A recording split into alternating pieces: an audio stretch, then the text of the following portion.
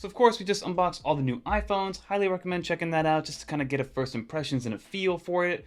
But we also picked up a couple other goodies because Apple released new AirPods and new Apple Watches as well. So I wanted to unbox these real quick just to get an idea of what we're getting ourselves into because there is a little bit of a difference with all of them. So let's first open up the AirPods Pro 3 because that's kind of what I'm most excited about here when it comes to the Apple Watches. Yes, the Apple Watch Ultra got a little bit of a redesign, a larger display, but for all intents and purposes, it's pretty much the same exact device.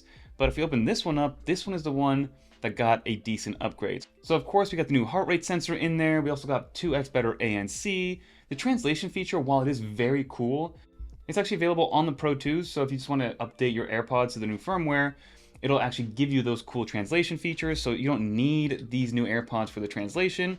You also get an additional set of foam tips. That's another new change. The type of ear tips are a little bit different. And then you can see that we now have an extra small. I'm gonna pull one of these out and kind of just play with it to see what the differences are.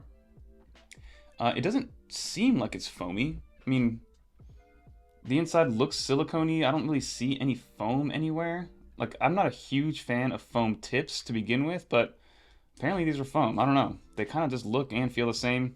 I guess we'll find out with the ANC test. But again, I just wanted to unbox them and see what they were like. I'm going to pull and compare them to my old AirPods, my USB-C AirPods 2 or AirPods Pro 2. No judgment. Again, I'll put a little disclaimer up because they're a little bit dirty. But you can see that the case is actually bigger. So the case itself is actually bigger, which means we do get a little bit more battery life. I think you get 8 hours with ANC, 10 hours with transparency. They didn't even tell us how much time you got without either of them on. They actually removed the physical button on the back as well. As you can see, it's a little dirty back here. The bottom, again, I do have the USB-C versions, but that's pretty much the same. And then the actual LED is now hidden underneath, which is cool to see. And then the actual buds themselves are different. So if I open this up, you can see that they are a little bit different in terms of where everything is. And then the buds themselves, they have a little bit of a different curvature overall. So we're definitely going to play with these. Like I said, there is a heart rate sensor in there that I want to see what it's like, especially compare it to the heart rate sensor on the Apple Watches that we have. But the stock is a little longer, the shape is a little different. Everything just is going to be better about these AirPods. It's a great quality of life improvement. Do you need to run out and get these if you have the Pro 2s? Probably not, unless you really want the heart rate sensor and the foam tips, but you can just buy foam tips if you really want to. But other than that, they're pretty much the same thing. The lanyard loop is still there, same speaker grill, same USB-C, same other side, same top. They still are kind of like a fidget toy, which is cool to see. Overall, I'm excited to try these out and see how much better and or worse they are, and for the worth the $250 price point. And in terms of weight, they feel pretty much the same. But it's nice to get better battery life, heart rate sensor, and all the new features that come with it. Those are the AirPods Pro 3. And then next up, let's open up the Apple Watch Series 11 because I haven't actually owned a regular Apple Watch in a long time. I've been on the Ultra, I guess, since the Ultra, and I haven't even tried these in a long time, so I'm curious to see what the form factor is like. I think the last Apple Watch regular that I had was a Series 5, funny enough. So I did get it, and I believe the jet black color. So this is what it looks like. A very premium unboxing experience. Again, this is reminiscent of getting a new piece of jewelry. So let's crack this guy open. Let me know in the comment down below what color you got. If you guys did upgrade to the new Series 11, did you not upgrade? Which AirPods do you have, or which Apple Watch do you have? I only think this is worth it if you maybe have a Series 6 or older, but even the 6 gets a lot of the features with watchOS 26 that this one's gonna have. But this is what it looks like. I mean, this is it. I'm gonna push this out. And again, this is really small. You know, this is the size of it. I guess compare it to my Black Ultra. Of course, it's gonna be smaller. We're going from, this is 46 millimeters. This current one is 49, but I think the new one is 50 or 51 in the same chassis. This is the new Apple Watch look. This is the jet black. So this is gonna attract a good amount of fingerprints for sure, because it's this piano black color, but I think that's really cool. So let's throw this guy.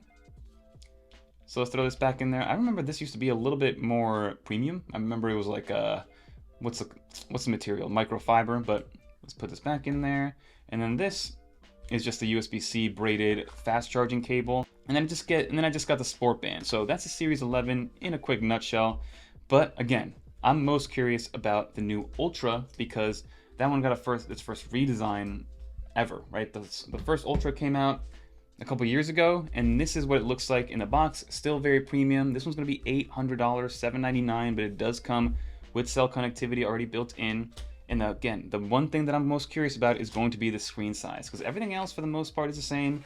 Yes, it got 5G. Yes, it got satellite connectivity. So it got a couple of other quality of life upgrades that were long overdue, but this feels like a very premium unboxing experience. This is cool. It's got like the Inter Miami colors, which is very cool. This is what they had it in at the actual Apple Store. But let's crack this open because I think the chassis itself, so the actual form factor, the body of the Apple Watch Ultra, is all relatively the same. But let's see what we get ourselves into right here. Crack it open. This one comes wrapped in their paper, which is interesting. But I mean, this is identical. This is the same thing. So again, if you're in the market for an Apple Watch Ultra, then sure, go for it. But if you already have an Ultra 2 and you already have the black version, then this is literally identical. So I don't know. Let's turn this on and see if I can really see how much bigger or smaller the display is. So we'll let this turn on for a second. You get your paperwork, of course, your braided cable with the fast charger. And then I did go with this new loop. I kind of like this one a lot. I wanted to see what this was like because I usually gravitate away from Apple's first party ones. The only first party one I have is the Milanese loop, which I use from time to time, but mostly I just use Nomad bands because those are the best ones in my opinion. But this is what it looks like. It's this kind of sea foam green color. I didn't even try this. I don't know. This is just like it's kind of nice. It feels very comfortable, a little stretchy, a little malleable. Overall, a nice little addition to the Apple Watch lineup. So again, if you are somebody that needs or is in the market for an Apple Watch, and you don't have an Ultra 2, or I mean, even if you have an Ultra 1, I think it would be overkill. If anything, the Ultra 1 does give you the blood oxygen sensor, or at least lets you use the blood oxygen sensor, versus this one doesn't. But this is the new Apple Watch Ultra. And that is everything that I wanted to unbox in this video. Leave a comment down below what you think. Did you pick any of these up? What are you excited for? And also leave some comments down below of what you want to see tested here, right? There's a lot of things. I'm definitely going to play with the AirPods Pro big time because I want to see if it is really worth it. If you have the Pro 2s, to go to the Pro 3s. And then also, in my opinion, when it comes to the Apple Watches, if you have anything from the last 3-4 years, so the Series 7 and newer, then I recommend staying with those, or if you have any of the Apple Watch Ultras, honestly. Unless you are really dying for 5G connectivity, or you're really dying for the black titanium color because you still have the Ultra 1 and you have the natural titanium, then maybe it is worth it for you. But from a functionality standpoint, you're not really getting much with the new Ultra. You're getting a little bit better battery life, going from 36 to 42. You're getting a larger display, technically going from 49 to 51. But the experience is going to be identical if you already have the Ultra 1 or 2. That's just my 2 cents. But that's it for this video, everybody. If you made it to the end, leave a dolphin. Definitely get subscribed because we have way more content coming down the pipeline. Click on one of these right here if you want to see more. But until next time, I'm Fernando. Peace. Happy iPhone Day, everybody.